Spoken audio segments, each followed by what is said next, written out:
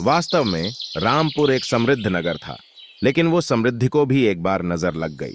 कई दिन बीत गए, परंतु बादल उस नगर में नहीं बरसे, बारिश नहीं हुई। नगर के बाग बगीचों, वनों और उपवनों की लताएं और वृक्ष सूख गए थे। पानी की कमी के कारण नदियां, नाले, झरने सूख गए। कुओं का पानी नीचे चला गया था। नगर में सभी के चेहरे पर सूखे की चिंता फैल गई। तभी अपनी वाक्पटुता, सामान्य ज्ञान और वाणी के जादू से सभी प्रजा को हंसाने और खुश करने वाले तेनालीराम के चेहरे पर सूखे की चिंता साफ झलकने लगी। तेनालीराम के आंगन में जो कुआं था, उसका पानी भी नीचे गिर चुका था। उसके कारण तेनालीराम के घर के पास का छोटा सा बगीचा भी सूख गया। अब तेनालीराम को समझ आ गया कि जल को जीवन क्यों कहा जाता है। कुएं में गहरा पानी देखकर और सूखे फूलों को देखकर उसकी आंखों में आंसू आ गए, और कम से कम उन सूखे की स्थिति में मजदूरों को नियोजित करके पानी जुटाना बहुत महंगा था और किफायती भी नहीं था। एक दिन शाम के समय तेनालीराम अपने आंगन में कुएं के पास इसी प्रकार चिंता में बैठा हुआ था। क्या करें, बस एक ही ख्याल उसे बेचैन कर रहा था। तेनालीराम की पत्नी भी उनके साथ ही बैठी थी। तभी पत्नी ने तेनालीराम से कहा, वह देखिए, वे लोग कुछ ढूंढ रहे हैं। उनका ध्यान अपने घर पर है। तेनालीराम ने अपनी आंखें उठाईं और देखा कि 3-4 लोग तेनालीराम के घर की जासूसी कर रहे थे।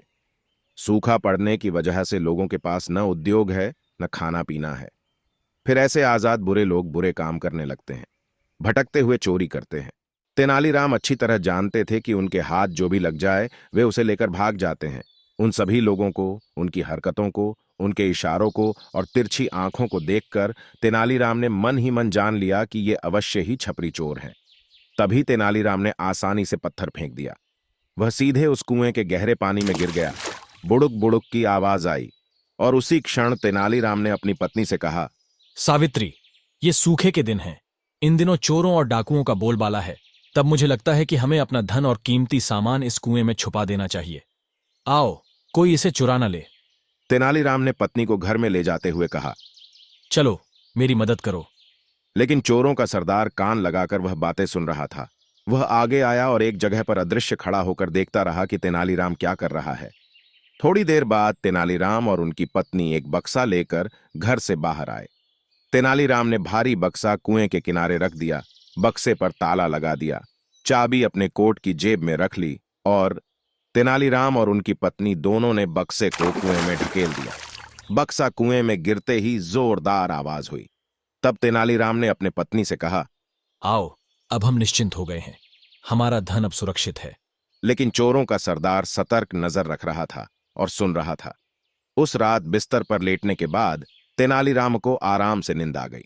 लेकिन आधी रात को चोरों का दल आया। उनको कुएं के पास एक बहुत बड़ी डोर लगाई हुई बाल्टी आसानी से मिल गई। तभी चोरों का सरदार हंसते हुए कहता है, तेनालीराम को लगता है कि वो अपनी चालाकी से अपना सारा धन इस कुएं में छुपा लेगा। लेकिन तेनालीराम को क्या पता, हम भी बड़े माहिर चोर हैं।